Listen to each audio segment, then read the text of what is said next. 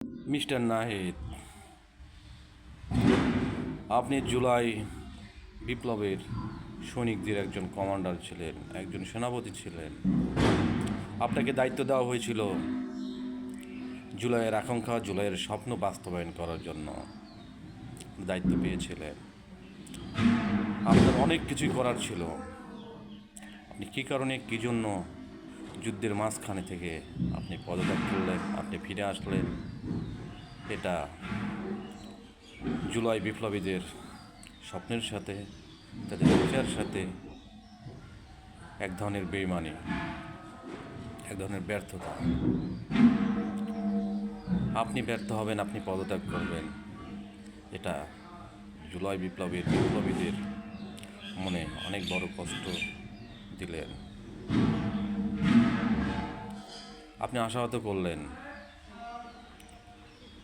তাহলে কি ৭১-এর মতো ৯০-এর গণ আন্দোলনের স্বপ্ন ব্যর্থ হয়ে গেছিল? ঠিক তেমনি ২৪ও ব্যর্থ হবে। আপনি ভবিষ্যতে আর কি এরকম সুযোগ পাবেন কি পাবেন না, সেটা ভবিষ্যতের বিষয়। সেটা ভবিষ্যতের জনগণ, এই প্রজন্মই ঠিক করবে যে আপনি নেক্সট দায়িত্ব বা কতটুকু যৌক্তিক হবে কি হবে না।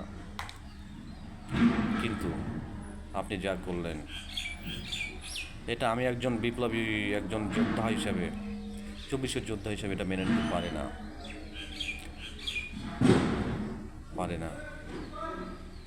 আপনি পদত্যাগ করলেন কোন আশায়,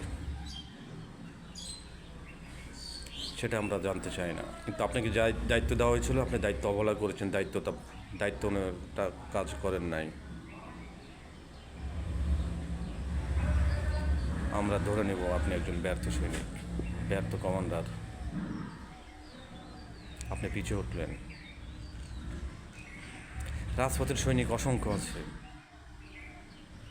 আপনাকে যে দায়িত্ব দেওয়া ছিল, আপনার দায়িত্ব পালন করা উচিত ছিল।